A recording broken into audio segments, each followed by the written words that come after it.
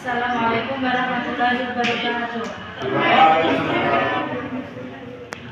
Yang terhormat Ibu Jumaydia MAD dan teman-teman sekalian, kami dari kelompok 8 akan mempresentasikan tentang penerapan gender equality dan inklusi sosial dalam RPP. Yang pertama yaitu modifikasi RPP dalam pembelajaran bernuansa gender. Rencana pelaksanaan pembelajaran RPP merupakan rencana yang menggambarkan prosedur dan pengorganisasian pembelajaran guna mencapai satu kompetensi dasar yang ditetapkan dalam standar isi dan dijabarkan dalam silabus. Adapun komponen-komponen RPP pada umumnya yaitu identitas mata pelajaran, standar kompetensi, kompetensi dasar, indikator pencapaian kompetensi, tujuan pembelajaran, materi ajar, alokasi waktu, metode pembelajaran, kegiatan pembelajaran, penilaian hasil belajar, dan sumber belajar. Yang selanjutnya yaitu modifikasi RPP bernuansa inklusi sosial. Pendidikan inklusi adalah suatu filosofi pendidikan dan sosial. Dalam pendidikan inklusif, semua orang adalah bagian yang berharga dalam kebersamaan, apapun perbedaan mereka. Pendidikan inklusif berarti bahwa semua anak terlepas dari kemampuan maupun ketidakmampuan mereka, jenis kelamin, status sosial ekonomi, suku, latar belakang budaya atau bahasa, dan agama menyatu dalam komunitas sekolah yang sama. Metode atau strategi pembelajaran merupakan cara menggapai hasil proses pembelajaran di bawah kondisi atau situasi yang berlainan. Selanjutnya yaitu model modifikasi kurikulum. Model modifikasi kurikulum yaitu merubah untuk disesuaikan dengan kondisi kebutuhan dan kemampuan anak kebutuhan khusus. Modifikasi terjadi pada 4 komponen utama pembelajaran, yaitu tujuan, materi, proses, dan evaluasi.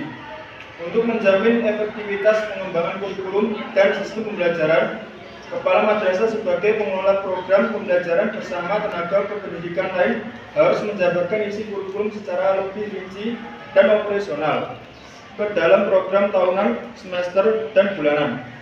Untuk program mingguan atau program satuan pelajaran wajib dikembangkan guru sebelum melakukan kegiatan pembelajaran. Selanjutnya yaitu model substitusi kurikulum. Model kurikulum substitusi yaitu beberapa bagian dari kurikulum umum ditiadakan tetapi diganti dengan sesuatu yang kurang lebih setara. Maka substitusi berarti mengganti sesuatu yang ada dalam kurikulum umum dengan sesuatu yang lain. Penggantian dilakukan karena hal tersebut tidak mungkin diberlakukan kepada siswa berkebutuhan khusus, tetapi masih bisa diganti dengan hal lain yang kurang lebih sepadan, memiliki nilai yang kurang lebih sama. Model penggantian atau substitusi bisa terjadi dalam hal tujuan pembelajaran, materi, proses, atau evaluasi. Selanjutnya yaitu model omisi kurikulum. Model kurikulum omisi berarti menghilangkan atau menghapus sesuatu baik sebagai atau keseluruhan dari kurikulum umum karena tidak mungkin diberikan pada ABK. Model ini dapat dilakukan dengan cara menghilangkan sebagian atau keseluruhan kurikulum umum yang berlaku. Hal ini dilakukan karena kurikulum umum ini tidak mungkin bisa diterapkan pada peserta didik berkebutuhan khusus. Jadi apa yang diterapkan pada kurikulum umum ini tidak diterapkan pada siswa yang berkebutuhan khusus karena dianggap sulit dan tidak sesuai dengan kebutuhan siswa.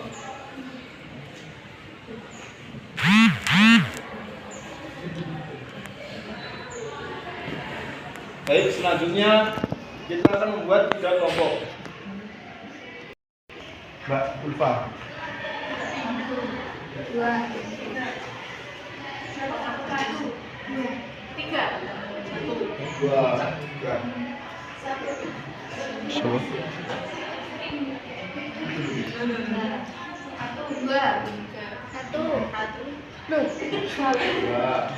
3.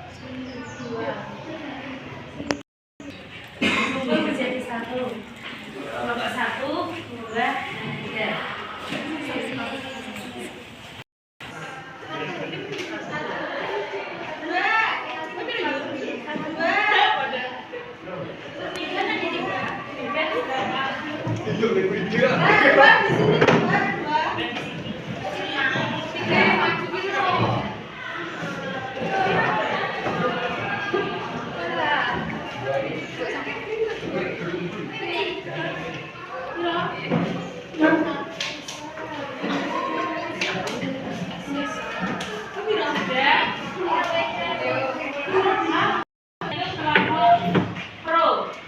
kelompok 2 kontra dan kelompok 3 netral.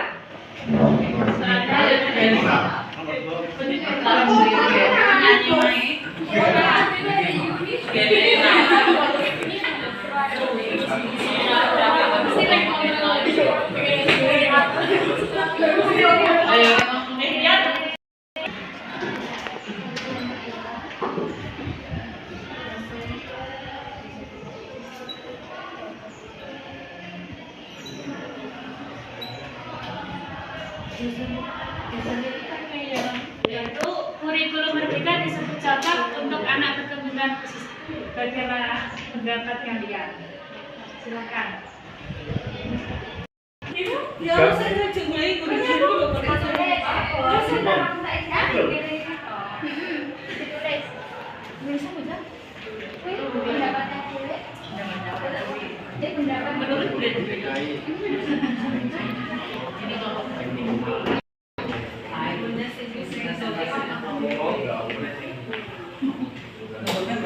Betul.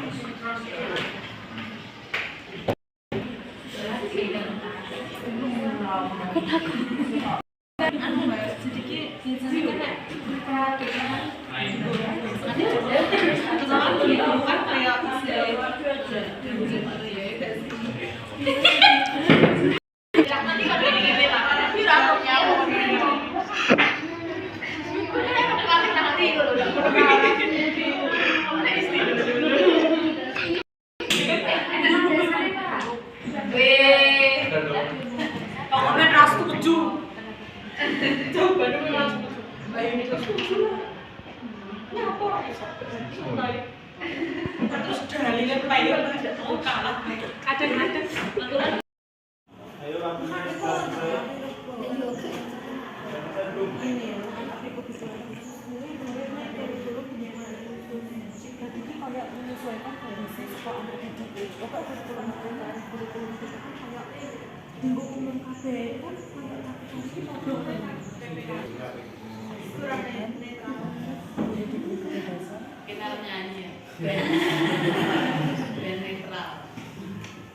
P5 itu potensi diri, pemberdayaan diri.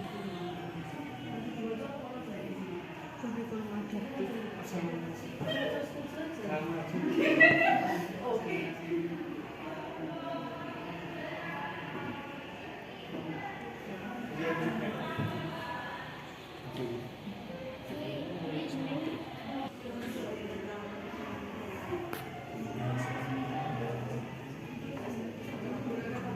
bagaimana sudah? Ya.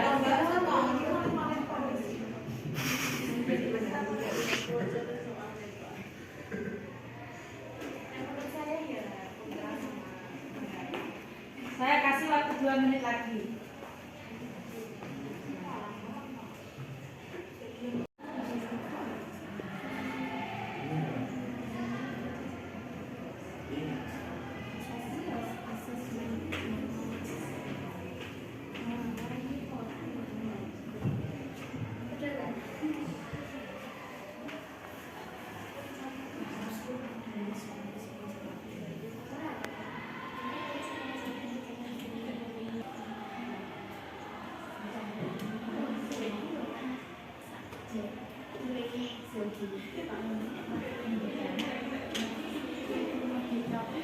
Untuk kelompok pro dulu.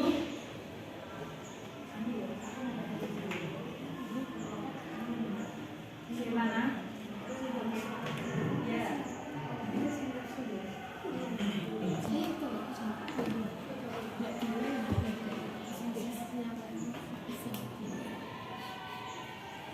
Silakan berdiri.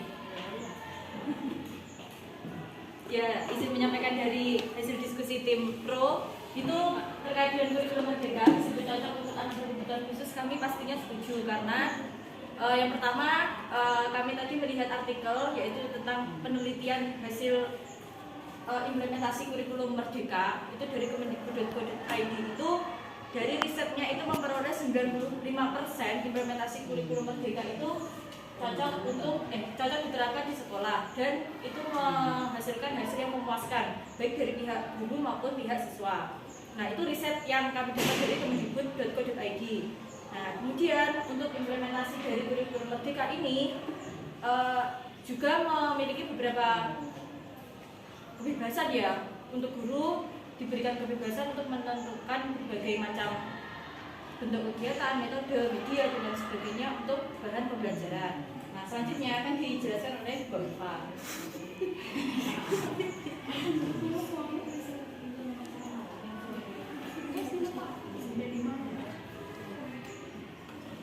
Seperti sudah dijelaskan ya bahwa kurikulum Merdeka ini yaitu mempunyai profil pelajar Pancasila. Diterapkan ada implementasi dari kurikulum profil pelajar Pancasila yaitu ada 5 aspeknya berupa potensi diri, pemberdayaan diri, meningkatkan diri, pemahaman diri, dan peran sosial. Salah satu dari 5 Pancasila yaitu di sila kedua yaitu keadilan sosial bagi seluruh rakyat Indonesia. Itu bisa dilihat bahwa tidak ada perbedaan untuk semua kalangan manusia, begitu. Dilanjut akan dijelaskan Mbak Yulija. Ya, jadi untuk implementasi yang konkret yang nyata itu ada di SMK School di Universitas di Surabaya. Nah, itu sudah menerapkan, jadi basisnya ini sekolah teladan ya, sekolah teladan, tapi sudah menerapkan juga berbasis gender inklusi dan juga menerapkan tentang kurikulum Merdeka. Jadi pada sekolah ini anak berkebutuhan khusus itu sudah dilengkapi dengan sarana dan prasarana yang mendukung proses pembelajaran yang berbasis inklusi dengan kurikulum Merdeka tersebut. Kontra.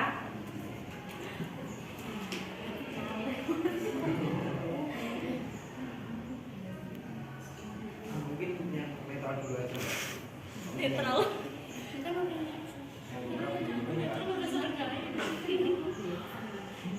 Karena ngisok.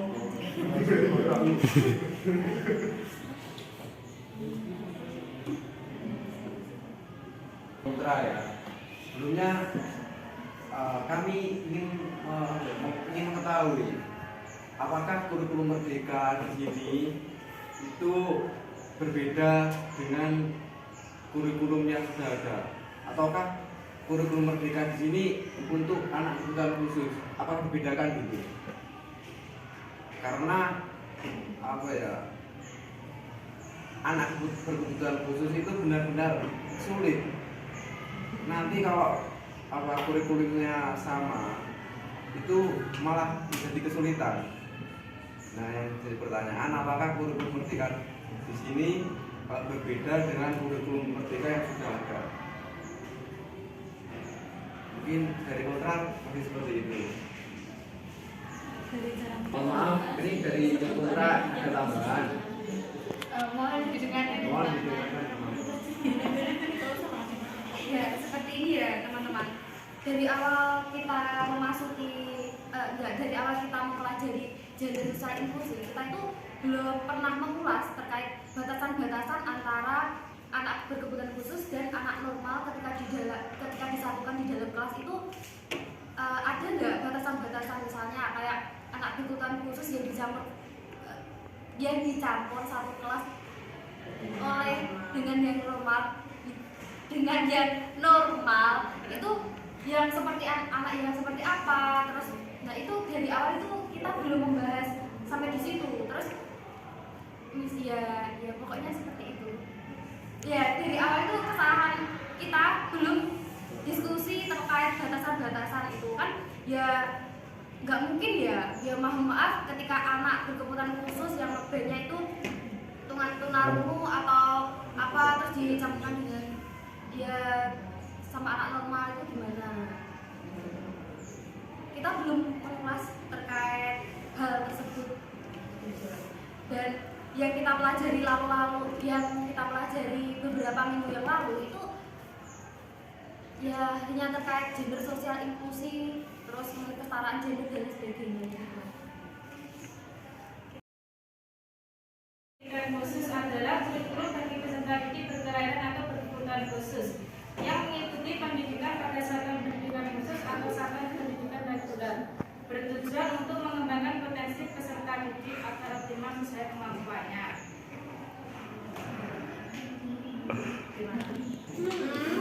Bodoh tau gak? Kasih lo bener. Saya mau membacakan sedikit dari blognya Iqbal Irfan. Ya mungkin ini bisa menengahi pembahasan tadi, tapi kalau tidak ya nanti bisa ditambahin teman-teman. Oke. Ya, kurikulum merdeka ya tadi dibahas. Di sini dijelaskan filosofi dan desain kurikulum merdeka yang digadang-gadang membuat prinsip inklusivitas seperti angin segar yang memicu spirit penguatan pendidikan inklusif. Ibarat sebuah kapal besar, kurikulum merdeka didapati oleh sejumlah prinsip dari berbagai konsep pendidikan termutakhir termasuk inklusivitas. Ya, nanti kalau diskusi sendiri berarti gue saya. Ngurung-ngurung toh, ya wes pengetahuan. Pada tahap ini kurikulum merdeka mampu menghadirkan pembaruan-pembaruan yang ditunggu-tunggu praktisi dan pegiat pendidikan inklusif. Namun tantangan mulai terlihat pada tahapan implementasinya. Dokumen dan asesmen pembelajaran yang sangat diperlukan pendidikan dalam membelajarkan peserta didik berkebutuhan khusus di kelas ini. Padahal inti dari pembentukan hak belajar, bagaimana peserta didik berkebutuhan khusus dapat mengakses elemen dan capaian pembelajaran pada setiap mata pembelajaran yang diajarkan di kelas. Lalu digarisbawahi implementasi pembelajaran di kelas inklusif yang kompleks, bukan semata-mata domain pendidik saja. Strategi pembelajaran yang tepat dalam membelajarkan peserta didik bukan di kelas inklusif mesti tersedia sehingga pendidik memahami tahapan yang dilakukannya. Selain itu, memastikan dukungan sumber daya kolaboratif yang membawa keberhasilan. Di sini antara anak berkebutuhan khusus dan anak normal dalam pendidikan. Ini dikutip dari media mahasiswa Indonesia, pendidikan sangat penting bagi semua manusia, di mana pendidikan dijadikan jalan menuju cita-cita yang diinginkan. Memperoleh pendidikan juga merupakan hak semua orang, baik dari kalangan bawah maupun atas. Semua berhak mendapatkan pendidikan. Walaupun sekarang ini ada sekolah yang menampung anak-anak khusus disabilitas, akan tetapi jika dipikirkan kembali, bukankah ada diskriminasi antara anak normal dan disabilitas dalam pendidikan jika adanya perbedaan sekolah? Akan tetapi ada yang namanya pendidikan inklusif. Pendidikan inklusif ini menyatukan anak normal dengan anak yang menyandang disabilitas, sehingga di sana ada kesetaraan anak normal dengan anak berkebutuhan khusus dan tidak ada diskriminasi antara keduanya. Dalam pendidikan inklusif ini juga menjadikan adanya sosialisasi dan interaksi antara anak normal dengan berkebutuhan khusus, sehingga anak berkebutuhan khusus tidak dipandang sebelah mata lagi. Dengan demikian, dengan pendidikan inklusif ini juga dapat diharapkan tidak ada lagi tembok pemisah antara anak berkebutuhan khusus dan anak normal. Salah satu negara yang menerapkan pendidikan inklusif ini adalah negara Jepang. Di negara Jepang menyelenggarakan pendidikan inklusif dibagi menjadi 3, yaitu SLB, kelas khusus, dan kelas bimbingan. SLB dikhususkan bagi anak disabilitas tinggi, sedangkan kelas khusus diperuntukkan untuk anak disabilitas tidak terlalu berat dan tidak khusus Dan di kelas khusus itulah anak normal dan berkebutuhan khusus ada waktu penggabungan antara kelas antara anak normal dengan berkebutuhan khusus dalam satu ruangan. Dan kelas bimbingan khusus diperuntukkan bagi mereka yang mengikuti pemisahan dan penggabungan kelas. Dalam pelaksanaan pendidikan inklusif Jepang, semua warga di sekolah dituntut bersikap ramah, hangat terhadap semuanya dan tidak saling mencela. Di Indonesia sendiri sudah ada SLB atau sekolah luar biasa untuk anak-anak yang berkebutuhan khusus. Akan tetapi belum ada sekolah yang menyatukan anak berkebutuhan khusus dengan anak normal. Mungkin Indonesia bisa menyokong negara Jepang untuk memberlakukan pendidikan inklusif. Itu.